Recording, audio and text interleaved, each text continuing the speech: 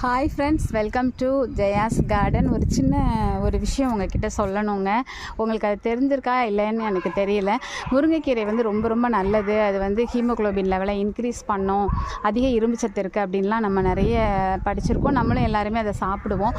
ஆனால் ஒரு நாள் முருங்கைக்கீரை சாப்பிட்றத விட நீங்கள் ஒரு முருங்கை விதைகளையோ அல்லது முருங்கை பூவையோ நீங்கள் ஒரு நாள் சாப்பிட்டீங்கன்னு வச்சுக்கோங்களேன், அது 3 நாள் முருங்கைக்கீரை சாப்பிட்டதுக்கு சமமாங்க.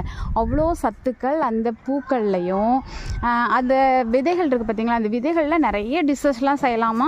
அது வெளிநாட்டிலலாம் பார்த்தா பவுடர் பண்ணி வச்சு கூட யூஸ் பண்ணுறாங்களாங்க. ஸோ நாளைக்கு இதில் ஒரு டிஷ் செய்ய போகிறேன். அது என்ன செய்ய போகிறேன் அப்படிங்கிறது இங்கே பாருங்கள், பூக்கள் பறித்து வச்சுருக்கேன். ஏன்னா நமக்கு முருங்கை பொறுத்த வரைக்குங்க நிறைய பூக்கள் வரும். எவ்வளோ தான் வெளியில் கொடுத்தாலும் நம்மளும் சாப்பிட்டாலும் அது அளவுக்கு அதிகமாக தான் இருக்கும். அது உதிர்ந்து போகிறதுக்கு நம்மளாவது சாப்பிட்லாம் பார்த்தீங்களா.